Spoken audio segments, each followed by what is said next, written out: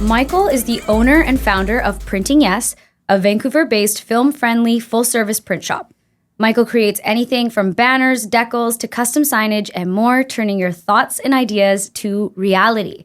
Michael, welcome to THINKSPACE. Thank you for having me. Of course. Okay, I want to know, as a young person, what are some memories or some moments that happened in your life that really sparked your creativity, sparked your artistic self? Okay, so one thing, obviously, we grew up in a great age for cartoons. Also, I mean, Pokemon and stuff like that. There was so much art around our existence as young people. There was always color. I mean, I always remember seeing like graffiti on the bus to everything from going to the Molson Indy and seeing livery on race cars and stuff. There was always some sort of influence visually in my life. I mean, we really were blessed to grow up during the 90s where there was, I mean, the IMAX. Growing in Vancouver, there was so much visual art and so much visual stimulation for especially a developing mind. It really sparks the sort of creative juices in you. And I think that's what it was. I really feel like it was just seeing, you know, I was the youngest of 5, so I was always seeing albums that my older siblings had, album art. We were in the golden age of music videos. Constant cartoons. I watched a lot of TV as a kid, so constant cartoons. Were you a big Pokemon kid? Yeah, who wasn't? Yeah. I mean, honestly, Yeah. Pikachu is so cute. How could you not be obsessed with Pokemon? I always loved cartoons, but yeah, it was always just, I mean, I think that it would be a disservice to have gone through the 90s and not picked up some sort of stylistic cues. That's facts. And I think that's why we always go back to the 90s, right? Because there was so much, I feel like it was a true open canvas in a way. Things weren't always done at that time. Yeah, things were pushed always because there was so much influence from older styles too. Like even, I was actually looking at just even old, like Camel cigarette ads, the airbrushing and stuff. Like that was an older style, like when like 70s lowrider and van culture, but they brought it through and it was still very much prevalent. And yeah, we're just so blessed to have constant, solid advertisings. And the cartoons were great. I mean, not only did they push a message of justice and friendship, but there was so much vivid color in them. It was really, yeah, we're blessed. Yeah, we actually just recently, we were filming a mini doc for an event for Pokemon. And I got to interview so many people who were just talking about that element of friendship and that element of justice and like personal victory. And I was like, the storytelling back in the day was just like so insane. You know what I mean? Yeah, very well put. It was, and it was positive. Yes. Like the good guys won in the end. And I think that that's something that we need to impart on each other. This idea that things never get better and nothing ever changes, it's flawed. I feel that things do get better. It's just, it's an uphill fight when it's an entire planet. Yeah, there's this viral Trevor Noah clip right now, and he talks about how content from the 90s actually always showed you that the good guy wins, and then people now are looking at the world, and they're like, well, why isn't the good guy going to win? Oh, just wait till Act 3. Would you say that the world or your world is, like, do you feel more prosperous right now in the world, or do you feel like weighed down by like, oh my God, there's so much going on in the world? I definitely limit my news intake. I don't watch the news. I don't read the newspaper. I shut off the news app on my phone. There's always going to be negative stuff out there. There's always going to be war. There's always going to be atrocities. I find that a huge thing that's pushed these days is this idea that if you're not angry, you're not paying attention. Do I need to constantly subject myself to atrocities in order to be socially just? Or can I just live my life and be a good person, not yelling at people in traffic or blowing up at my friends and family, and maybe be one of those lights in society rather than being a, like, what's the word, doomer? Yeah. I don't want to be that. I want to be happy. Yeah. And it starts with your intake. You can crush yourself spiritually by constantly feeling like, oh, I need to be in the know on every subject. Why? Our mind is not geared to absorb the global constant pressure of a global thing. Like we're still we're still animals in a sense. Obviously, we're the best animals. That's why we run the world. But I feel that, it's important to keep your circle relatively small. The waking up and looking at your phone and seeing that another group of people were hit with some weapon you've never even heard of that was paid for with your tax dollars against your will is it's gonna crush you. And we can't live like that. No. If you can't go across the world and get busy, what are you doing here sharing an infographic? Yeah. For a page that's faceless, that's making money off engagement. You're not actually changing anything. You're really not. So, okay, question to you, because I feel like you're somebody who has really explored yourself as well as what does it mean for me to live on this earth at this time. How did you get here? How did you start your personal development journey? I bang my head against the wall a lot. I find that every single person that you meet who's tried to better themselves saw a lot of examples of who they don't want to be growing up. Obviously, older generations didn't have the conversations that we're having where it's like, oh, maybe you could talk about it.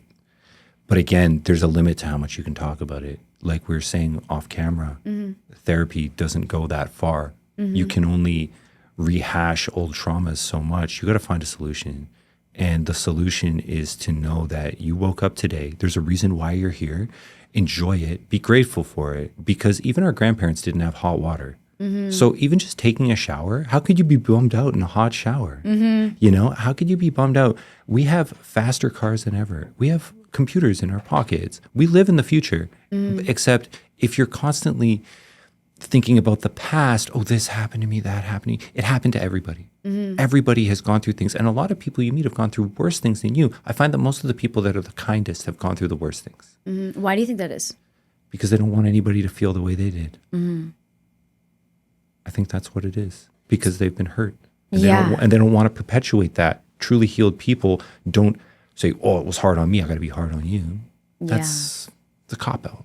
Yeah, we had produced a documentary, Identity of Wellness, and we interviewed this guy. His name is Heinz, and he has this iconic quote where he's like, healed people heal people. And I remember hearing that, and I was just like, it is so true, because when you are healed, or even if you think of a business person who's done more than you, who does more than you in a day, they're never the ones that it's going to shit on you, because they know what it took to get to that next level, right? But I want to ask you, because like sometimes I also do that where I feel, if I feel like I'm in an ungrateful space, I'll just say gratitude for my door, for my windows, for my water. How did you really start to cultivate gratitude in your life? I got locked up in Japan on a nonviolent drug charge. So I was in solitary for months. Oh, wow. 24-hour lockdown for the whole time. And having no access to the things that I was taking for granted, like the newspaper or television or music or sunlight, the food that I wanted to eat, even warm food, those things, I find that, like, honestly, most Western men, at least, could really benefit from two things.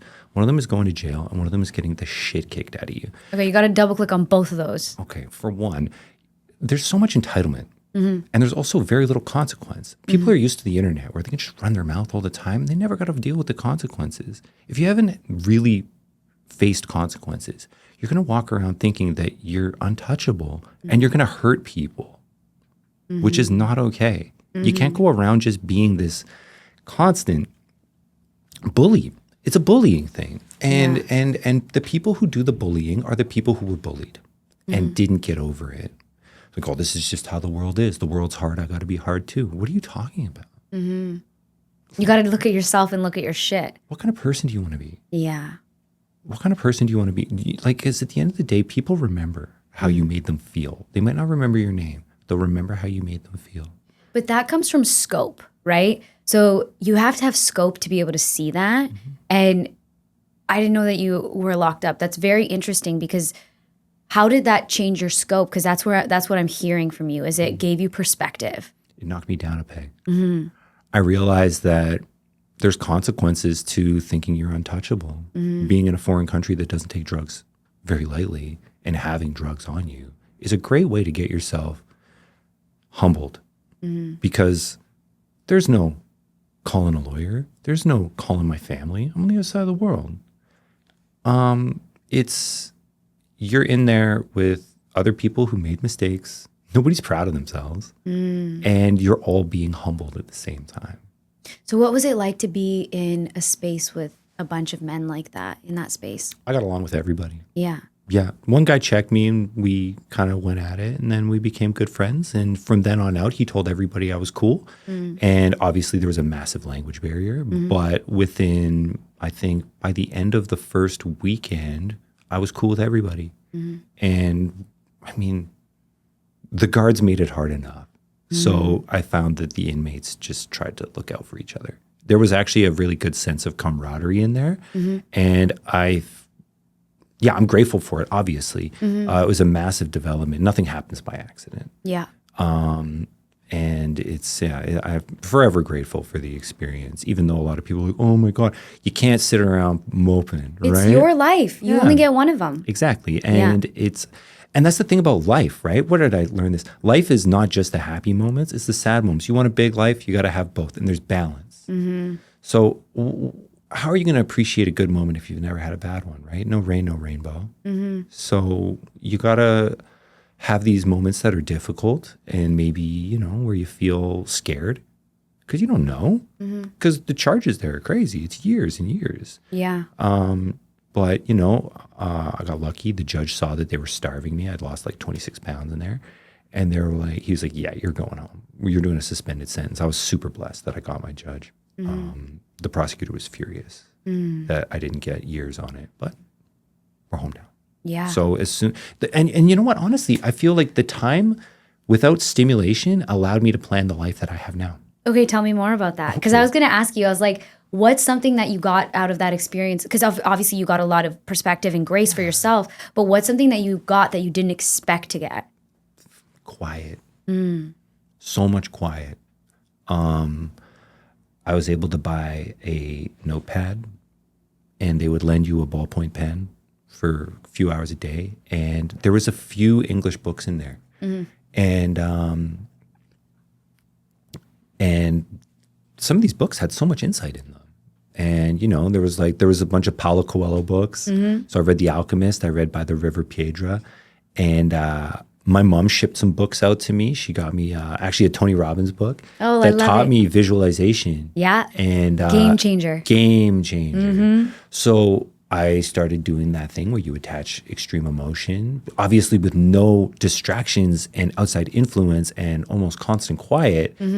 I was able to meditate really strongly. I started reading again. I loved it. Honestly, it was a blessing. It was basically a pajama party with terrible food. You know what I mean? Yeah, that's one way to look at it. Yeah, and it's like, obviously, while I was going through it, it wasn't great. But looking back, forever grateful. I still have my notebooks, and you can actually watch my progression in attitude go from negative to positive as you read through my notebooks.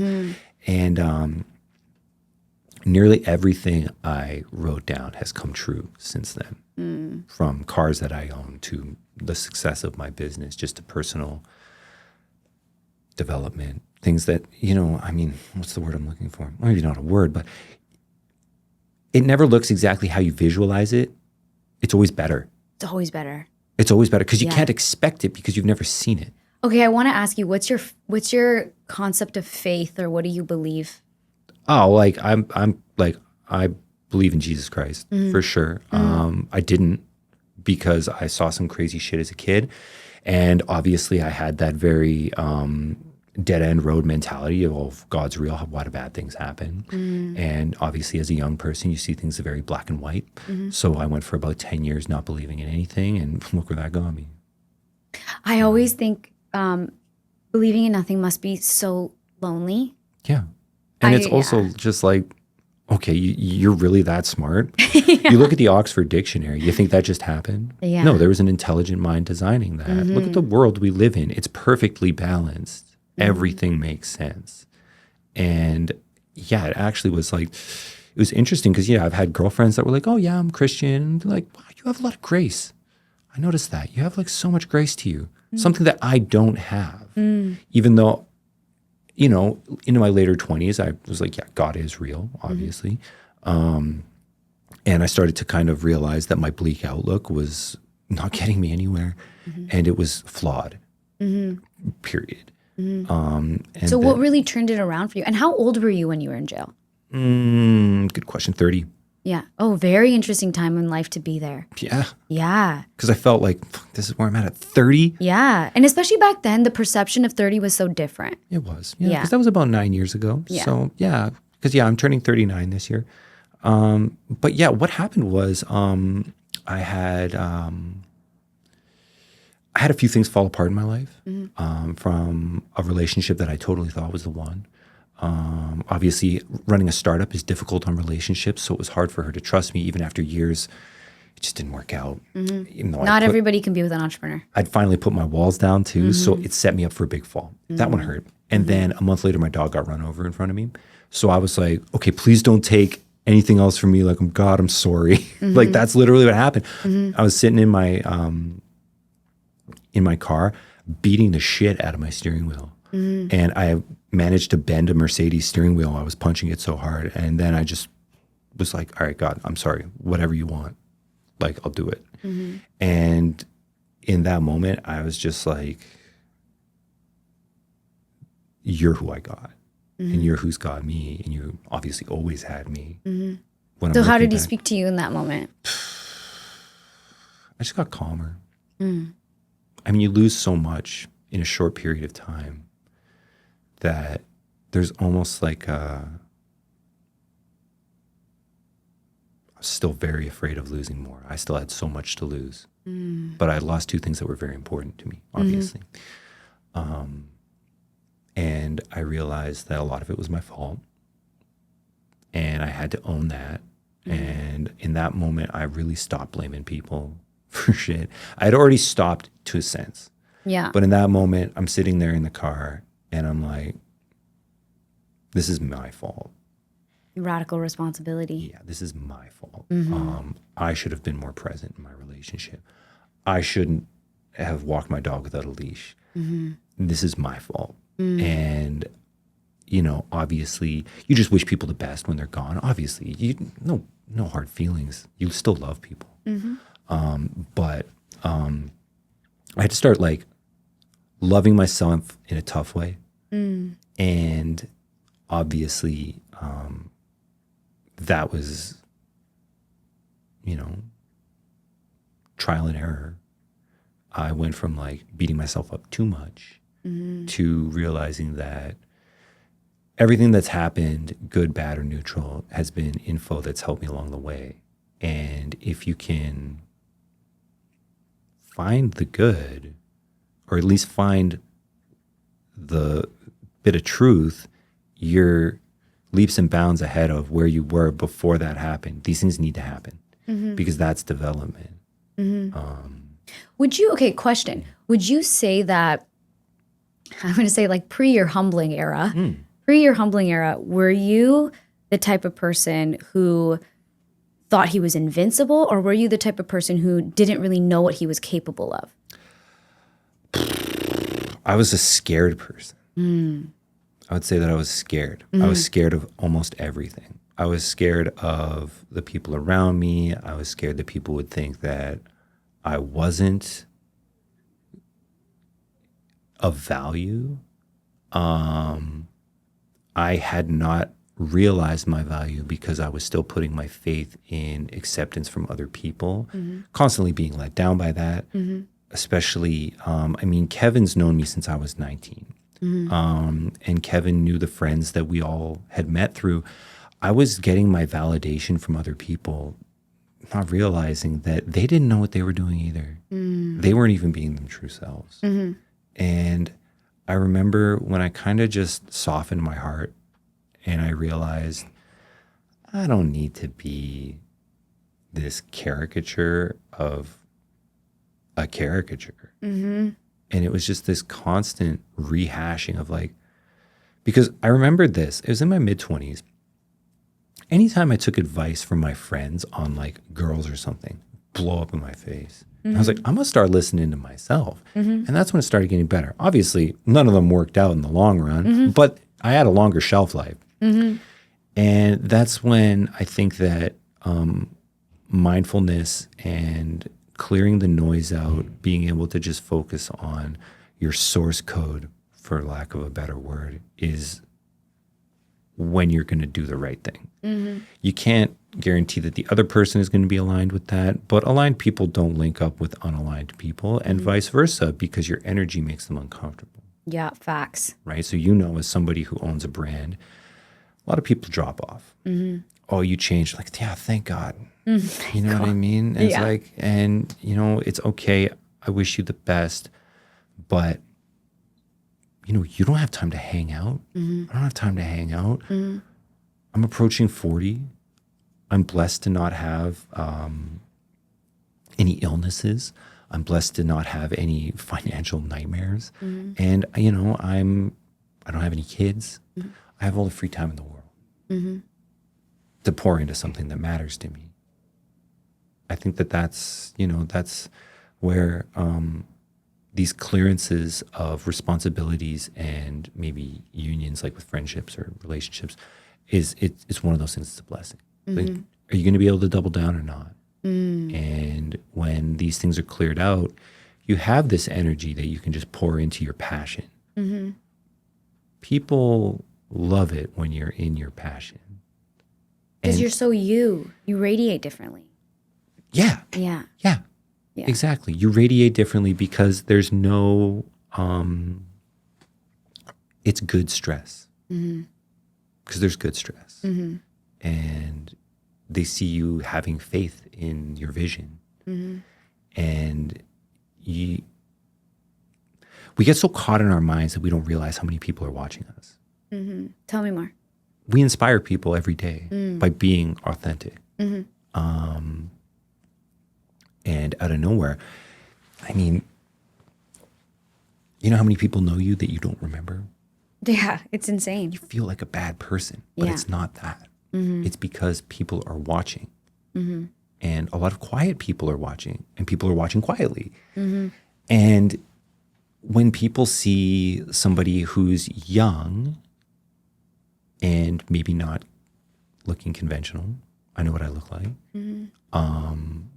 carry themselves in a way that progresses their life and their lifestyle and their vision, it breaks down barriers for them, even if they don't notice it. Yeah, it breaks down the perception of what they think is possible. Yeah, there's no gate, there's no glass ceiling. You just have to get out of your own way. You know, to that part, off-topic conversation, but like when you are somebody who visibly looks different in a room, how have you navigated that? Like, has it ever felt jarring?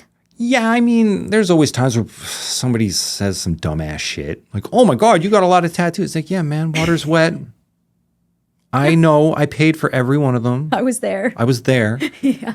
But it's because, you know, I mean, shit, like, I try to let my personality carry it. I have a way of speaking. I'm soft-spoken. Like, I'm not a gruff individual. I don't have a gravelly voice. I try to dress as nicely as I can. I'm not going to go be what you might think I am. Even when I'm at the grocery store, I'll have somebody be like, and it's like, do you think I don't buy groceries? Like, how do you think it's just hilarious? But you know, that's the thing is this like, we as humans, we just love to put people in containers, into boxes. Simplifies things. Exactly. And it's like, in a lot of ways, it's easier for our brains, but it's not always easier for our spirits. And so I just love, you get to be you. You know, how you're saying people remember you. I don't remember what event we were at, but I just remember you, me, Mike, and Mike's ex-wife were all sitting on a picnic table. Yeah. We were having the best conversation. I think you told me the story about your dog that time. Yeah, because that was recent. It was recent like at that right time. After, yeah. Yeah, and I was just like, I remember leaving and I was just like, I love that guy. He's dope. Thank you know what so I mean? much. Yeah. And so it's like, are you willing to experience somebody's spirit rather than just your perception of what you think they are? Yeah, very well put. And I think that we make it easier for others to experience our spirit by putting down the bullshit. Because there's this social construct of who you are. There's a social construct of Summan. There's a social construct of Michael. But then there's also the real one that's closer to source, that is them on their best. When you get up in the morning, that's you. When you're alone, that's you. There's no performance. And the more that we can be comfortable in our authentic self, the more people like us. Because that's the truth. You never see somebody who's in their authentic self being snide, rude. That never happens. Because when you're closer to your heart, you understand that the things other people do has nothing to do with me. It's their problem. You're going to be nice to everybody. You stop internalizing everything as well. We're not fighting. Yeah. This isn't a fight. Yeah. We're all family. We're supposed to get along. We all come from the same place. We all go to the same place, hopefully, if we do the right thing. Yeah. And, you know, there's always going to be evil in the world. But that's not human nature. That's something else. That's dark.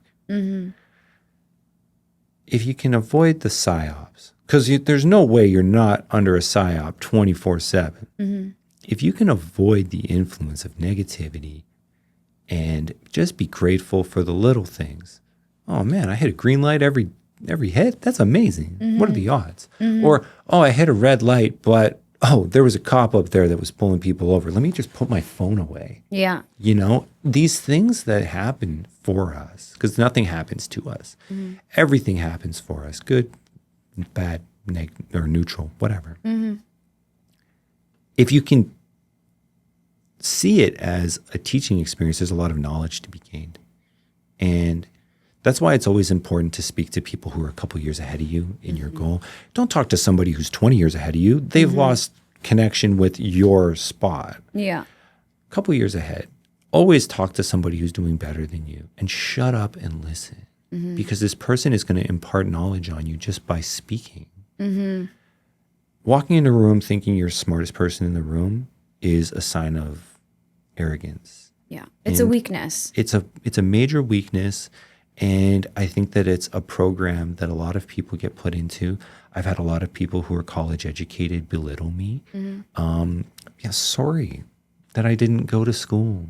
I've been working since I was 10. What do you want me to do? I knew that I could make money by myself since I was 10. I don't need a book to feel useful. And there's so and everybody's path is so different. Tell me about it. Plus, I mean, like, where would I be if I had played it safe? I wouldn't be here. Well, I don't think you would be you. It's something that I'm gathering is you learn a lot from living the life that you live, just being out in the world and being yourself and experiencing it. So when you were in that position where, you know, you're starting to visualize and you're starting to think up and dream up what my life could be, and you come home, you know, that magical moment happens. What happens next? Like, what do you start creating? I hit the ground running. I hit the ground running. So as soon as I got back, obviously went and got a haircut, got something to eat. Yeah. Started feeling human. What was the meal you got? I got falafel. Oh my God, delicious. Because I was dreaming about food while I was in there. Because they're just giving you cold rice, right? Yeah. So I was like, all right, so like, what am I get? What am I get? I was like, I want a falafel, and then for dinner I'm going out for spaghetti and all these, like all the meals I was dreaming of while I was in there. And so I put that weight on pretty quick. Fair. And maybe then some. Yeah. But then I was like, all right, now enough indulgence. It's time to really lock in. And was it easy or hard to reintegrate into society? So easy. Yeah. I never left. I never left. I was myself in there. I was talking to people, and like I was getting along. I wasn't in there. You know what I mean? Yeah. It's not the same as Western. Yeah, because I guess like this question I have in my head is, do you feel like, because even how you're saying you're reading, you're spending more time visualizing, you're shifting. It sounds like you shifted. Yeah. It sounds like you shifted your perspective, but dove deeper into your isness, like your truth of who you are. Like I don't feel like you changed so much, but you became more of you. I shed a bunch of bullshit. Yeah, you shed the weight. Yeah. But then I guess where I get curious is like, do you feel like there's this reel that I was watching, and it was all these 80-year-old men, and they were getting released for crimes that they didn't commit. Yeah. And they were like, I feel safer in those four walls than I do out here. And I get it. Like, they've been in there for 20, 30, 40 years. But, you know, do you feel like you were set up to win, or how did that reintegration period go? Always set up to win. Obviously, when I got out, my girlfriend at the time was like, yo, I already packed your shit. You're out. Which was, you know, whatever. What are you going to do? Yeah. I got my answer. I'd lost my job. My dog at the time had passed away while I was in there. And so there was a bit of like delayed heartache that nobody was telling me about while I was in there. Like, just let him get out. He can deal with it when he gets out. And so, you know, dealt with it. Everything worked out for the better. Like, if you zoom out enough, you're still here. You're good. You know, yeah, maybe things didn't work out the way you wanted to, but like we were saying earlier, they often work out better. And we don't know with our limited scope how much abundance is available to us until we start to move into deeper waters and start to realize how much control we actually have. Like, the world's not happening to you, it's happening for you. Like I was saying earlier. But we all know that, unless you don't. But to know it and to know it are different. Yeah, I think that having enough evidence, and that's where that introspection is so beneficial, because if you're not looking back with victim mindset, you can see, oh, you know, that turn was actually a benefit. Oh, you know, not getting what I wanted taught me patience. Oh, that didn't work out. Oh, you know what? That's okay, because it gave me the free time to do this. Even things where you made the wrong decision. Say you prayed on something, you were told don't do it, and you're like, yeah, but I gotta run. I gotta run for it. Yeah, gotta run for this red flag. And you realize, oh yeah, probably should have listened, because it ended up going exactly how you figured it would. But I mean, that's where dropping into your heart is so important. You're human too, and you're valuable to these things. Yeah, we're always tempted. Yeah, I was going to say that, because that just sounds like even a relationship with our temptations, or the things that we idolize and the things that we put on pedestals that we're like, oh, I want that. Yeah. And then you're like, all right, like homie's like, all right, go get it. Yeah, you'll figure it out. You'll figure it out. Yeah, it's like, if you think I'm wrong, go find out for yourself. You're gonna fall right on your face. Yeah. But sometimes you need that. Sometimes you need to fuck around and find out. Absolutely. I think that you don't learn how to swim by reading about it. You have to jump in. You have to experience making a mistake to realize, okay, that's my limit. Even with driving a car, almost everybody's crashed a car. You learn the limits of what you can do with that car, with those tires and that driving condition, especially with like even racing and stuff like that. You find out pretty quick where your spin out is, and you just don't forget that. Because you know your edges now. You have to know your edges, at least to this point. I'm hoping and kind of counting on my world to continue expanding. And, you know, like we said earlier, it expands in positives and negatives, but that's a round circle, right? There's ebb and flow. And every setback is just a setup. It always ends up working out in the end, because if I wasn't supposed to be here, I wouldn't still be here. Facts. Right. Yeah. Okay. So you were in a place where, you know, you're done eating all the food in Vancouver and you're starting to actualize these dreams. So what starts happening? What starts being built and created in your life? I had time to kind of come up with a brand idea that I've since abandoned, or at least refined. Having my job gone, obviously nobody wants to wait for somebody to get out of jail, say, yeah, come have your job. There's a production to be done. They have to be replaced. So I ended up getting a bit of work here and there. I started working at a sign shop that was film focused, print shop. because I realized that my knowledge had hit a wall and I needed a mentor to learn things from file setup to color matching to printing. So I got a job at this shop, worked there for 6 months, treated it like school. Eventually, the owner and we butted heads quite a bit because I have trouble taking orders from people, but not in a disrespectful way. It's just like some people just run their own ship. And I think that's it. Forever grateful for him teaching me so much. Forever grateful. I wouldn't be where I'm at without him, and always grateful for him. Even though, things didn't end up perfect, I feel like he was one of the major contributors to my progression in my skill set. So forever grateful for him. And then after that, COVID hit. So got laid off. Fired and gave me a severance and stuff, which was great. Which is Helped great. me out. Awesome. Yeah. Really appreciate it. Stand-up guy thing to do. Yeah. And then COVID hit, and I was like, you know what? I think that's the last time somebody's going to tell me things aren't working out. I'm sick of answering to other people. I'm sick of the pay ceiling. I feel like I learned so much that I'm going to hit the ground running. And so I had,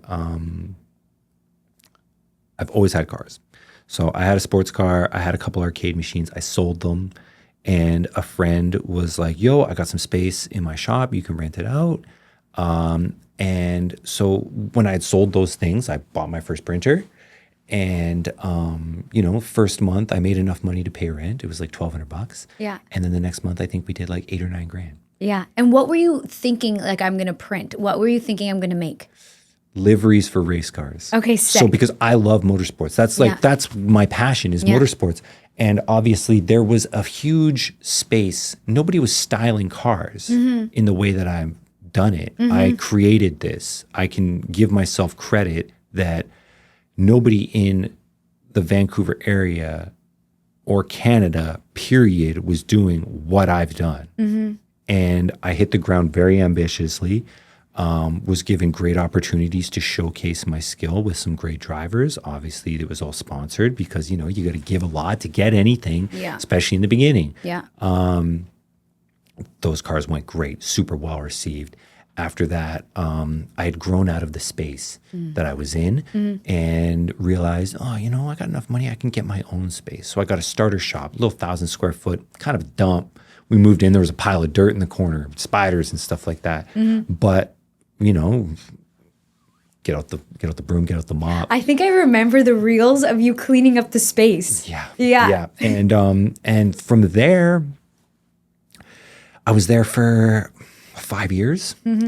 And then I was like, oh man, 1,000 square feet isn't enough. And at this point, I was able to buy out my business partner, who I started the company with. And I was like, okay, I'm going to go in my vision. I want kind of a nice shop. I was like, I want a shop that's like just under 3,000 square foot kind of thing. And I reached out to a couple of realtors, great guys. They're my boys. And actually, this is how it happened. Sorry. I saw a spot was for rent. And I was like, I want to check this out. I went and checked it out and I met the realtor. That's what happened. But the guy who was renting it, he had some pretty outrageous demands. And I was like, you know what? This is a bad look. Yeah. If this is how he wants to start our relationship, it's going to be a tough relationship. It's not going to feel good. Especially on a 5-year lease. Yeah. I don't want to put myself in a position where somebody feels that they have the right to just walk into my space or make demands. And who's to say that they're going to hold up their end of it? I was getting really bad vibes from this person, but I love the realtor. And I was like, listen, man, help me find a spot just like this. So we probably checked out, I think like 6 or 8 spots. And then eventually we found the spot that I'm in now. And it's great because it's by my friends at SR Auto, right on Simpson Road. It's facing the street and it gets the sun in the morning. And, it's 2,600 square feet. We have 1,000 square foot mezzanine office upstairs, like AC and all that stuff. And fits the vision. The vision was to be able to pull multiple vehicles in, have a little seating area for my customers, have an upstairs office that's completely separated and climate controlled, because climate is very important for print quality. For bubbling? Even just spottiness of the colors. Word, okay. Yeah, so if it's cold Yeah. and the ink cartridges are cold, the print comes out spotty. Interesting. Yeah. It's unacceptable. There's a level of integrity that you have that I've witnessed anytime we've done a project together. I'm like, this is the guy. Well, that's the thing. If I have to break even to save face, I'll break even. Because your name at the end of the day. Whether you do a good job or a bad job, 100 people are going to hear about it. Yeah. So do a good job. Yeah. You'll make money in the future. I've seen so many people charge double and lose a client for life. And it's just, that quick buck is more expensive than you think it is. It seems like a lot when you got it. It's gone before you know it. And your reputation is forever tainted. You can't fix that. You will always be that guy who did some weird stuff. Yeah. And obviously, business is kind of a zero-sum game in a sense where you really only get one shot and you're lucky to get that shot because there's a million print shops, but there's one printing yes. And that's what makes us different. Not only do we do the best cars, we work on great productions. We work with great young business owners. We have a vibe. Yeah. Our vibe is fun and fresh, and it is not typical of a lot of industry. It's especially printing. Printing is very, this is how it's done. It's how it's been done. It's an old industry. Kind of salty. Yeah.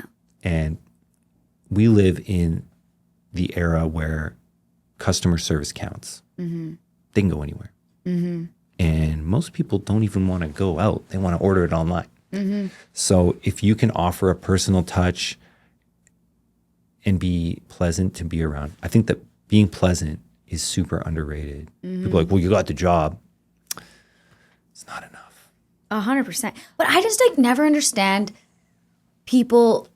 I wonder, is that a entrepreneur mindset or is that a employee mindset? I don't know, but I'll never understand people who don't recognize that you're constantly always repping your business. Yeah. You're all no matter what, whether you're at Dovetail on a random Thursday drinking with a homie that you haven't seen in forever and then you run into a client, you're always repping yourself. 120%. So if you don't actually become yourself, actualize and feel good with who you are, that's going to be a really hard life. Yeah, because a business is an extension of you. Yeah. And if you are in chaos, your business is in chaos. Yeah. From everything to how quickly you answer your emails, finances, your image in society. That's why if you want to be good in business and somebody's trolling you on your page, just delete the comment. None of this you go low, we go lower bullshit. Take the high road. Always. You'll never regret taking the high road, ever. And that's something that I'm so happy that I learned because, there are people who completely sewer their businesses by being human.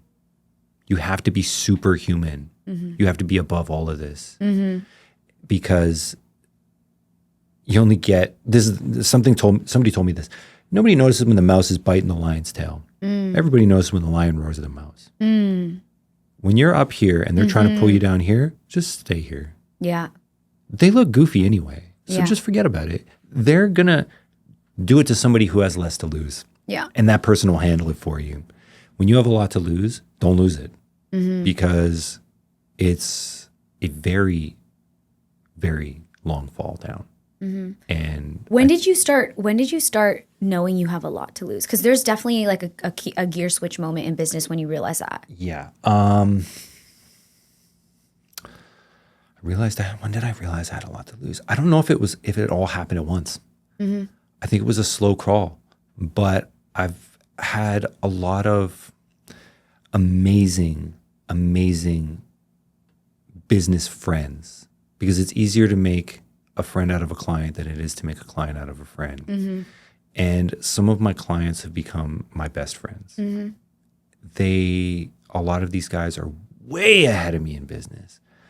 But even in a casual talk, they'll impart some unbelievable grail of knowledge on me. And I think I realized that I had a lot to lose. I don't know if I can pinpoint it, but I mean, shit. We always have a lot to lose. Mm-hmm. Even if we think we have nothing to lose, take an inventory of your life and tell me you don't have a lot to lose, no matter where you're at in life. Mm-hmm.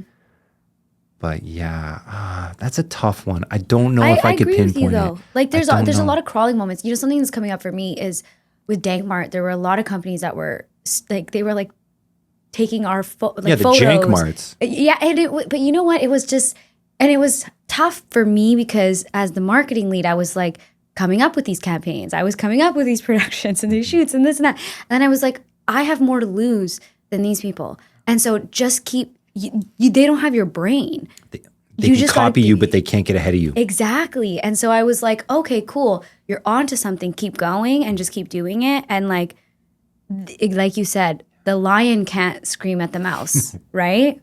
Yeah. You can't. And, you know, it's true that it's frustrating when somebody bites you. Mm-hmm. Don't let them know that it frustrates them. I know. Is that like an inherently artistic thing? Because even back in the day, like Tumblr days, I would fucking hate when people would bite me. Yeah. And I'm like, I think this is something that a lot of artists feel. I think it's just a natural thing as an artist. You don't want to be copied, but then it is also how you inspire others. So it's like that weird line you have to follow. I think another thing that ties into that is that there's 8 billion of us. Yeah.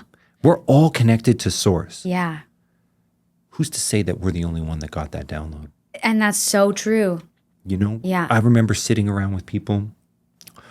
Oh, I see that on TV. They copied me. They got the idea at the same time and ran with it. You were sitting on it. Yeah. Facts. You thought you had time. Yeah. You don't have time because Yeah. there's somebody out there who loves this idea. Yeah. And they're going to pour their heart into it and they're going to come up with something. And yeah, okay, so maybe somebody took your idea. Mm-hmm. Maybe because of their marketing, they did better than you. Yeah. And you're just like, oh, fuck.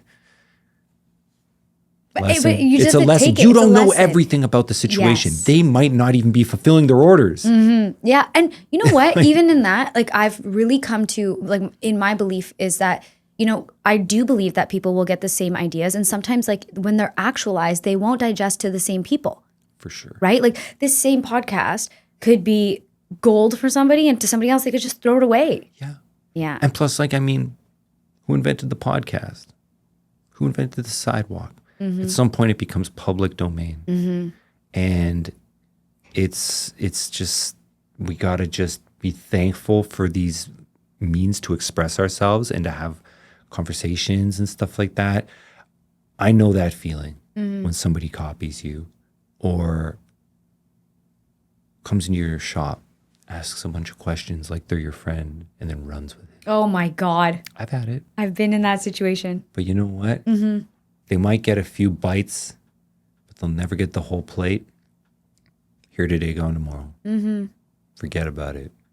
And forget about it. Forget about it. Well, that's the thing. Another thing that I always talk about when people ask me about things, because since I started doing like things like, I mean, obviously printing is whatever. I didn't invent printing, but obviously was starting the custom livery. Mm-hmm. There are people popping up and doing the custom livery thing now because they're inspired. Mm-hmm. It's the 7-minute mile. Mm-hmm. Nobody knew you could run a mile in 7 minutes. And then what, the next year, one guy does it. And then after that, a year later, what, like 60 something people do it. When you break new ground, don't be upset when somebody else walks on it. Well, it's actually something that you were saying earlier in this conversation was that you, or when we were talking offline, it's like you never know how you're inspiring people, and then what they will then do with that inspiration. Because so many people we inspire may not do anything with it and actualize it in a way that we think, but you have no idea who you're inspiring. Yeah. My last question, as we have to wrap up, is as you've had this conversation, is there anything that has become clear for you, or something that has like you're just like, whoa, like I never thought about that in a minute, or that you're just curious about? I'm so excited for my future based on how everything worked out in my past. I understand that, there's always going to be hangups and snags, but Who's to say you're not being protected from falling on your face when your coat gets caught up in the door? You know, I have an amazing team at my shop. I love my team. I love my customers. Every single person who's supported me this whole time, I feel so grateful just for them having faith in what I'm doing, because like I said before, there's a million print shops. There's one printing yes. And that thing, I think that a lot of that has to come with my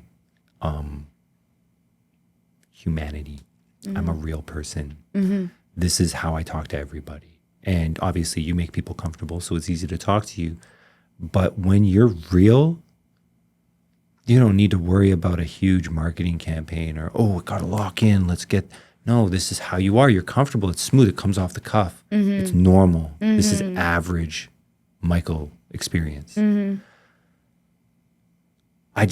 grateful for every time somebody comes to me with an idea. I'm grateful for every person who supported me around the world.